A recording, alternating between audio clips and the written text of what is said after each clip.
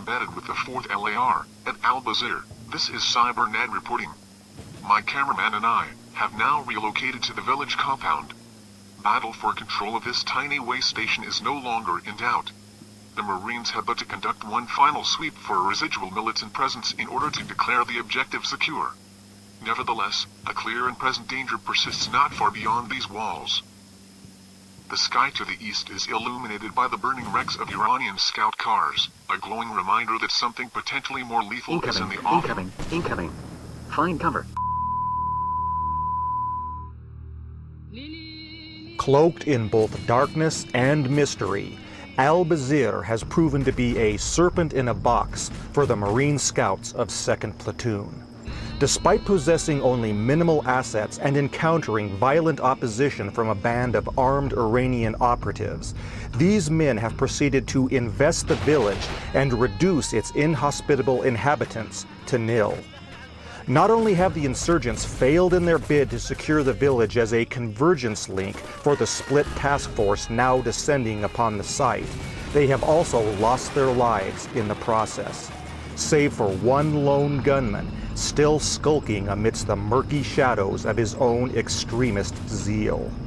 The time is 03:03 hours.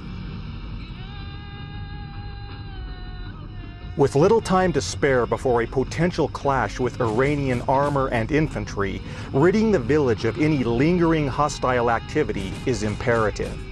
Therefore, Captain Ricks directs his 4 scout teams to expedite the final house clearance of Albeit. Charlie Team begins the hunt by entering the village town hall and making their way to the roof, where they locate the remains of the insurgent command team. Likewise, the 3 men of Delta Team assail the 2-story building immediately to the west. They too ultimately report the structure to be free of enemy combatants. Only a single core building now remains unexplored, the very building housing the last active armed militant. Faced with an unsafe expanse of open ground between themselves and the target residence, Bravo Team is directed to remain on station as fire support from the south. They are joined in this assignment by Coyote 4. The actual task of direct assault will be a collaborative effort of the other scout teams, who will invest the structure from 3 sides. While Alpha prepares to cross the dirt road, Charlie and Delta teams descend to ground level of their respective buildings.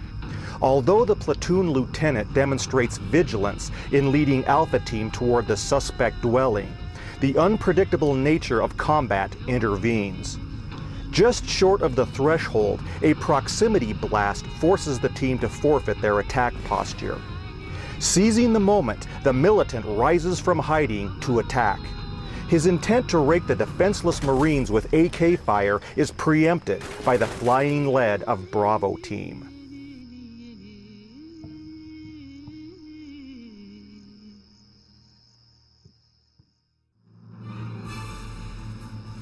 Believing to have purged the village of the insurgent menace, the primary focus of 2nd Platoon promptly diverts to the south.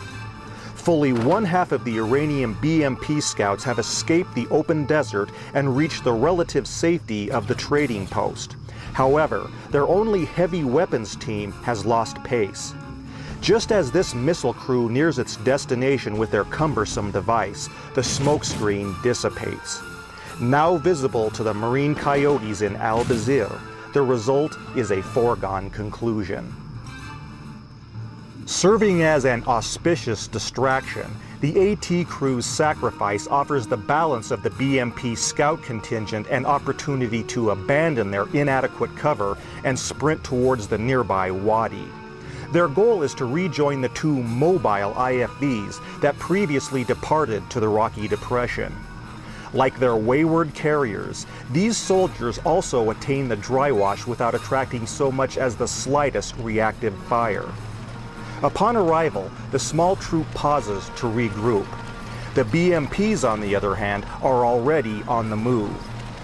Using the deep trough of the Wadi Akaret as a natural protective barrier, they ingress the village in an effort to fulfill their reconnaissance duties and perhaps even strike back at their entrenched foe. To the east, along Route 1080G, is a new arrival to the battlefield.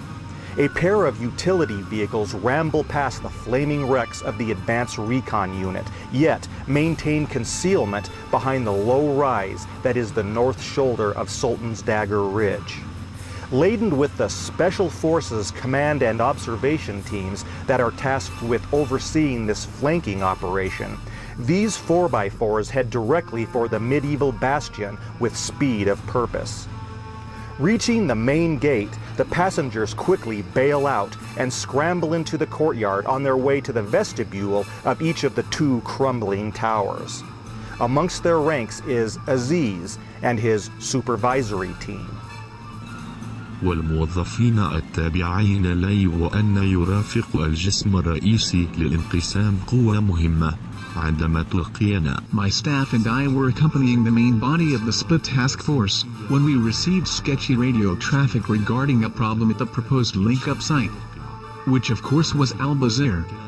Fearing our secret operation to be in jeopardy, we raced ahead of the column to get a first-hand appraisal of the situation, only to discover that our reconnaissance units had both been savagely attacked.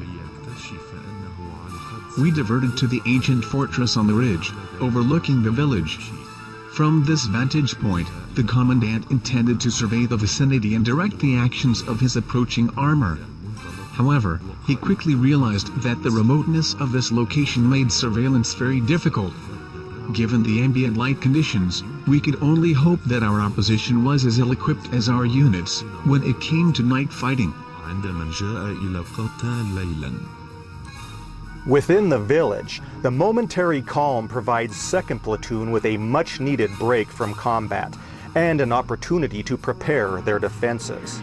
The respite is, however, short-lived. The insurgent nuisance once again rears its ugly head. My platoon of scouts had no more than dispatched what we thought was the last of the insurgent menace, when another artillery shell impacted nearby. It was obvious that a mortar team had pre-registered Albeit for such an attack. This explained the conspicuous absence of the entire civilian population, as well as the pre-existing craters that we observed earlier. In the initial moments of the barrage, my C2 barely escaped an incoming round. We had no other choice than to seek cover. I myself chose to remain on station. Not only was there movement within the wadi that required constant surveillance, it was vital that I also ascertain the location of the militant forward observer. Someone was obviously aware that we had taken complete control of the site, and was now directing the mortar fire. That's when I realized that our assault swap had failed to encompass the entire village. A lone building, on the north periphery of the compound, remained uninspected.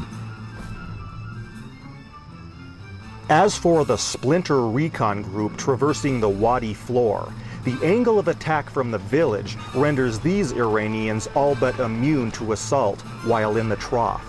Therefore, this improvised force proceeds to encroach upon the village outskirts, albeit carefully.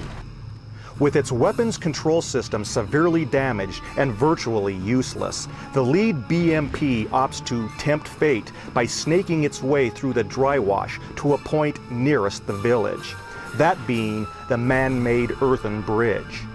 Meanwhile, the fully functional trailing IFV abruptly halts in its tracks, having acquired a target of opportunity. Partially exposed behind the village south gate is the idle AT platform Fox 2. Acting hastily, the BMP gunner snap-fires a heat round, which sails over the wall, missing its prey. In spite of the warning that this provides, the LAV crew cannot react quickly enough. A successive 73mm shell strikes the vehicle's rear quarter, damaging the drivetrain and wounding 2 crewmen. Bent on finishing off the stricken LAV, the BMP launches a lethal wire-guided AT-4. However, Fox 2 manages to drag itself from harm's way only milliseconds before impact. The missile levels a section of wall, but not before the LAV escapes to safer ground. In Albeit, the single-source artillery barrage is now in full swing. High explosive mortars rain down on the village in quick succession, forcing an exposed Alpha team to retreat back into their building of origin. Although the Marines have yet to incur any casualties from this metal shower, it proves to be quite inconvenient. The distraction affords the Iranians multiple options of attack and maneuver without reprisal. Case in point, the segregated Advanced Recon Team. Having been relieved from their post atop the fortress keep, they scramble down the north face of the ridge toward the outlying buildings now harboring their companions. Due to the barrage, the Iranian scouts reach the comfort of the outpost without harassment. Subsequently, their wheeled conveyance follows them down the slope, rolling to a stop between the two structures, a new addition to the unplanned vehicle park. Simultaneously, the inherent sniper teams attached to both the command and observation staffs begin scanning the village for exposed targets. Despite being poised atop the highest points of elevation within the battle zone and sporting high-powered Dragunov rifles, the Spec Ops snipers are deficient in one crucial category. Their low-light targeting optics are antiquated starlight scopes. This limitation not only makes it harder for them to distinguish detail at range, but also more difficult to successfully calibrate a target. In spite of this, the Citadel sniper team identifies the commander of Fox 1 protruding from his open hatch and goes onto the attack. Ricocheting off the vehicle's hull, the initial round only serves to alert the Americans of the presence of a resident sniper.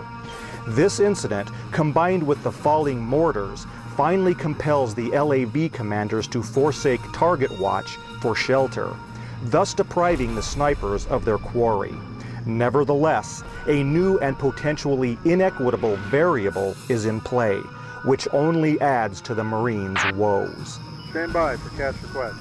Like ripping a page from an Old West novel, the besieged homestead of Albeit is not to be left to its fate. The cavalry has been dispatched to the fringes of the frontier, and the plot now thickens. To the west, the distinct sounds of salvation fill the senses of the men of 2nd Platoon over the din of exploding mortar shells. Akin to the trumpeting bugle of a cavalry charge, the distant thump of a Cobra's rotor blades reports its pending arrival to the field of battle.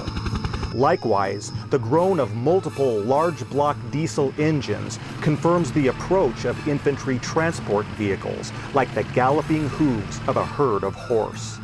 On board these trucks are elements of a heavy weapons platoon, plus an undisclosed resource capable of offsetting the aforementioned variable of inequity. Racing to the scene along the 1080 corridor, the troop transports come to an abrupt halt, the falling artillery and unexploded IED abridging their progress into the village proper. Momentarily idle, they are prime targets for any as-yet undiscovered threat from the south. This is Cybernet, once again reporting from the Iraqi North Plain. The situation here remains tenuous for our Marine Recon platoon. The village of Albeit is currently under siege along an arc extending from the Wadi Akared to the North Plain sands. As you are already aware, the village came under artillery fire during our last attempted broadcast.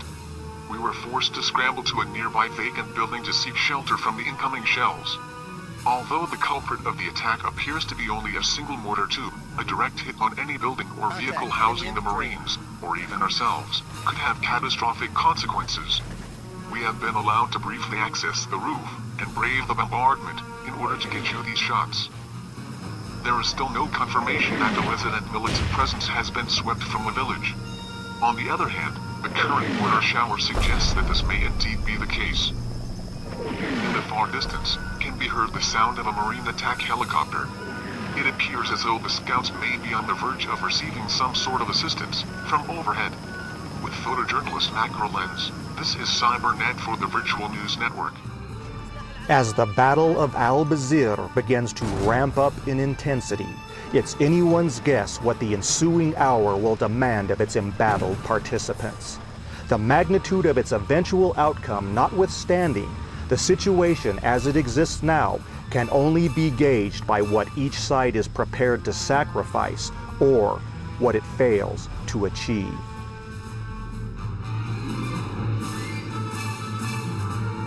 You're watching Tales of Virtual Combat on his Story Internet channel.